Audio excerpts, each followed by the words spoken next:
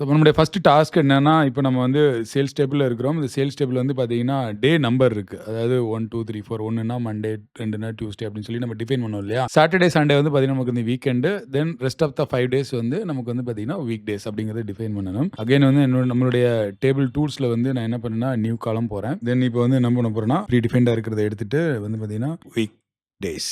இப்ப இந்த வீக் டேஸ வந்து பார்த்தீங்கன்னா, நம்ம டிஃபைன் பண்ண போறோம். எப்படி டிஃபைன் பண்றது அப்படின்னீங்கன்னா, நான் வந்து இஃப் ஸ்டேட்மெண்ட் போறேன். இஃப்ல வந்து பார்த்தீங்கன்னா, ஃபர்ஸ்ட்டு நம்மளுடைய சின்டாக்ஸ் என்ன சொல்லுது அப்படின்னீங்கன்னா, ஃபர்ஸ்ட்டு லாஜிக்கல் டெஸ்ட் பண்ணுங்கன்னு சொல்லுது. லாஜிக்கல் டெஸ்ட் நம்ம எப்படி பண்ண போறோம்னா, என்னுடைய டே நம்பர் வச்சு தான் பண்ண போறோம். இந்த டே நம்பர் வந்து பார்த்தீங்கன்னா, எனக்கு வந்து கிரேட்டர் தென் 5 அப்படின்னு இருந்துச்சுன்னா, வீக்கெண்ட். இல்ல அப்படின்னுச்சுன்னா, நமக்கு வந்து பார்த்தீங்கன்னா, இது வந்து வீக் டேஸ். என்னுடைய சேல்ஸ் டேபிள்ல டே நம்பர் வந்து பார்த்தீங்கன்னா, இந்த டே நம்பர் வந்து கிரேட்டர் தென் 5ல இருந்துச்சுன்னா, எனக்கு வந்து வீக்கெண்டு, இல்ல எனக்கு வந்து வீக் டேஸ்ன்னு சொல்லி குடுன்னு சொல்லியிருக்கிறோம். Click enter. ஸோ இப்போ வந்து பார்த்தீங்கன்னா, இது வந்து பார்த்தீங்கன்னா வீக் டேஸ், இது வந்து வீக்கெண்டு. அதாவது வந்து பார்த்தீங்கன்னா, சாட்டர்டே வந்து பார்த்தீங்கன்னா எனக்கு வீக்கெண்டு. அதேபோல சண்டே பார்த்தீங்கன்னா, எனக்கு வந்து பார்த்தீங்கன்னா வீக்கெண்டுன்னு கரெக்ட்டா வந்துருச்சு.